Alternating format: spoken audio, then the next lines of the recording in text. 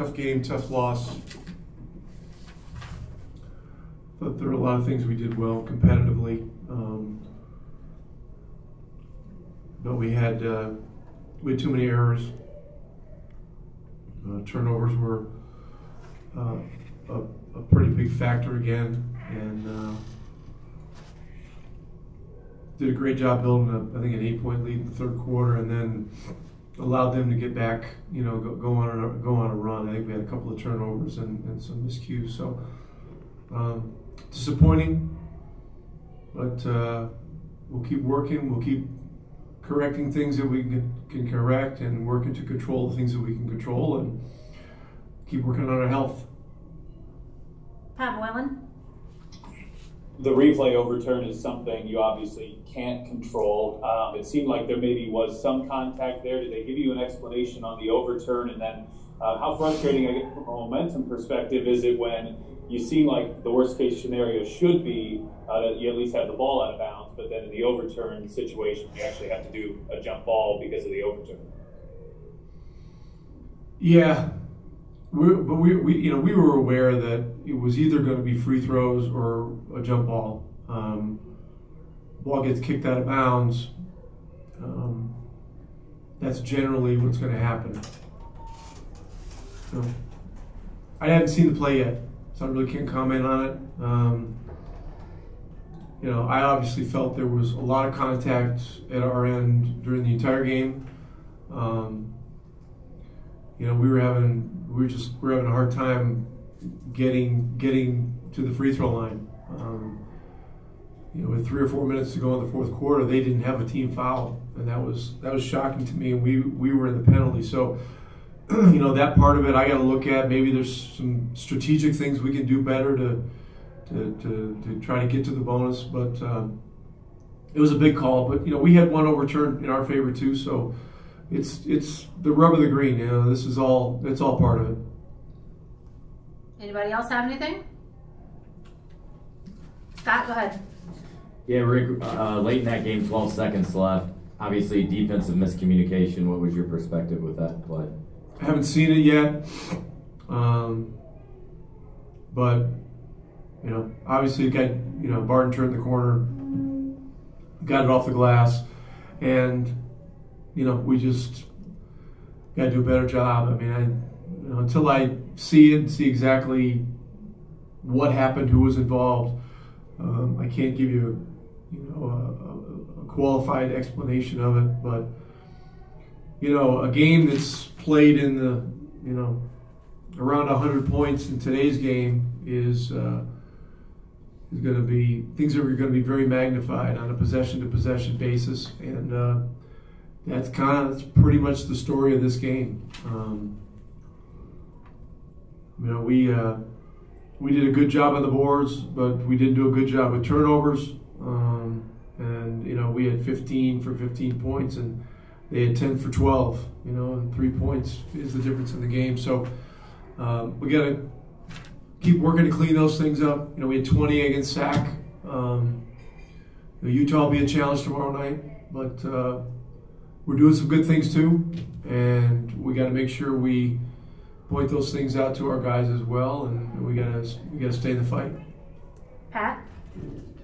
As you deal with injuries, you get Brogdon back, hurts. A bit more generally, how challenging is it as a coach to come up with consistent lineups in these late game scenarios, and for your guys to try to build chemistry when it's a different grouping out there seemingly every night? Yeah, look, that's obvious, but that's part of the game. And look, they're sitting over there without Jokic, without Porter, without Murray. So we got things tough. They got things tough too.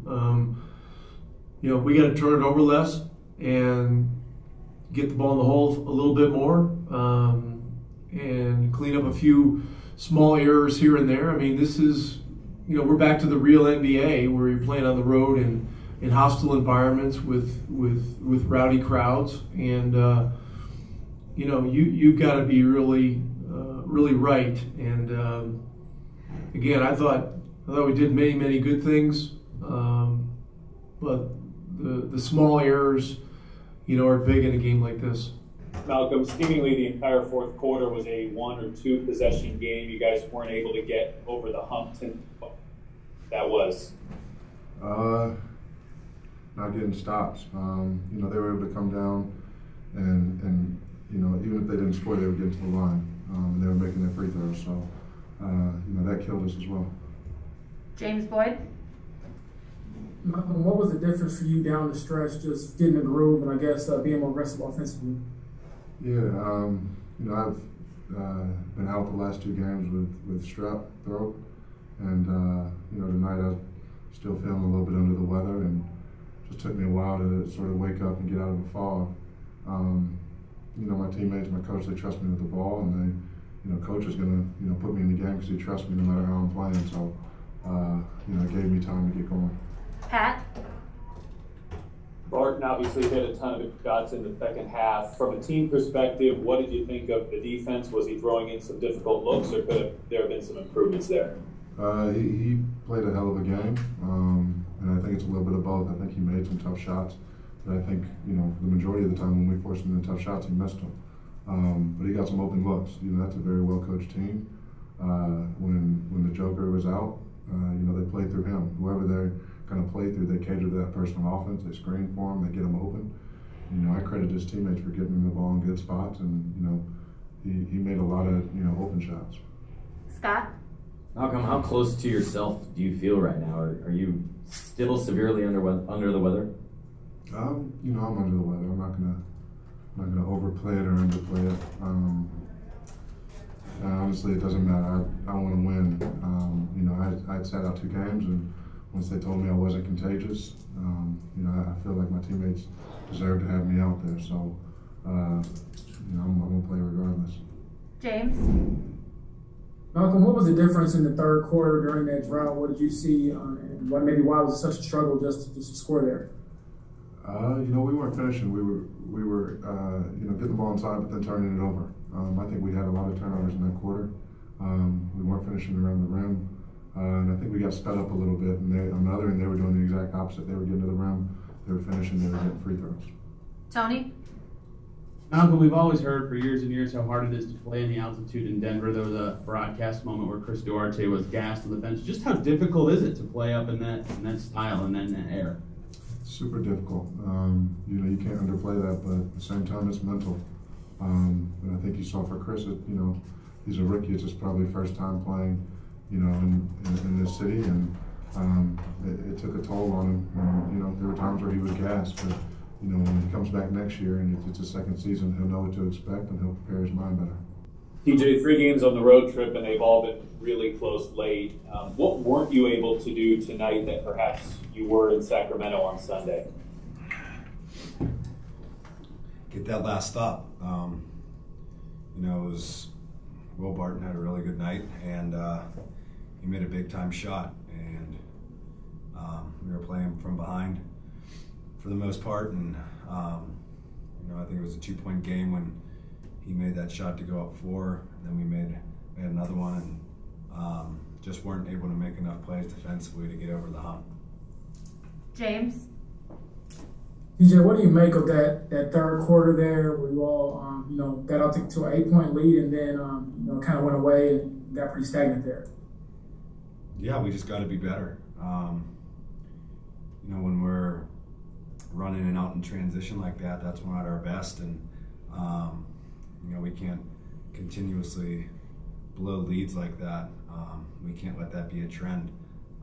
We got to find ways to take our leads and expand them, and weather the storm when they make their run. Scott. TJ, free throw rate is down across the league, but why do you feel like it's been a struggle for you guys in particular to attack more, get more free throws, whereas a game like tonight, for example, 0 in the fourth quarter?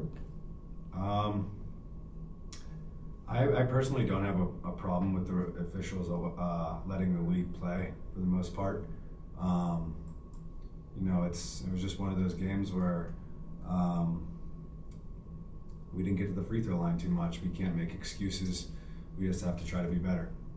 Pat.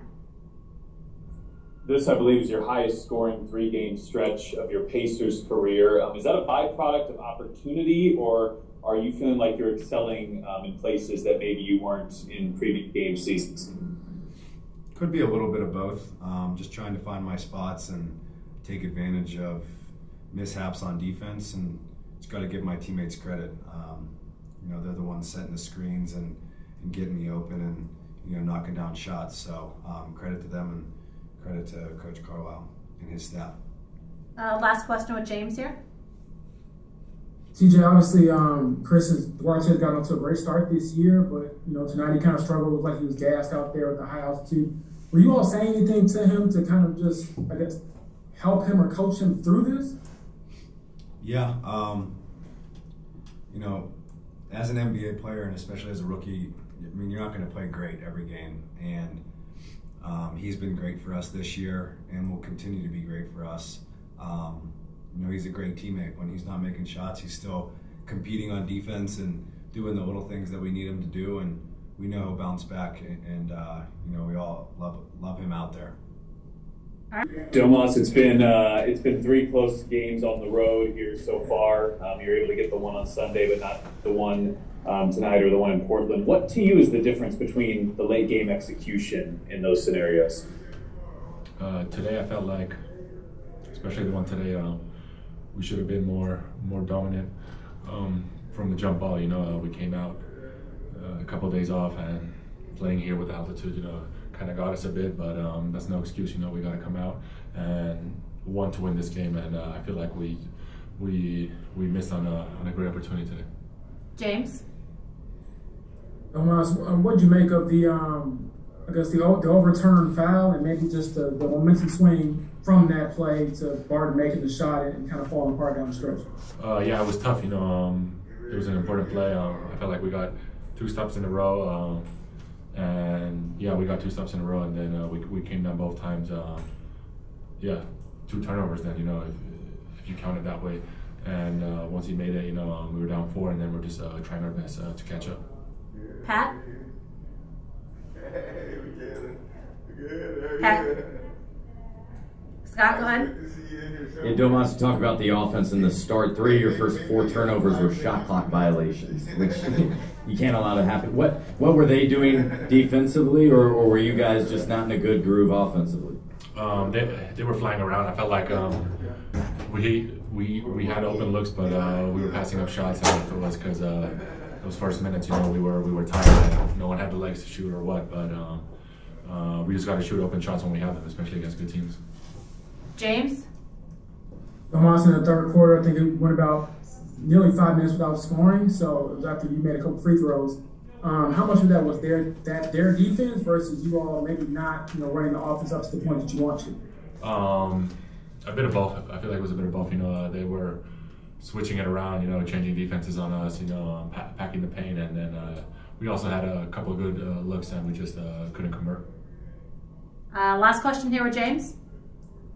And how big was it not having Harris there tonight? How much did that maybe change just the way you all do things, and how much you need him in a game like tonight? It's big, he's always a problem on the court. He can create and help others get open looks and get downhill. On a team like today where they were switching with the guards, it would have been great to have him.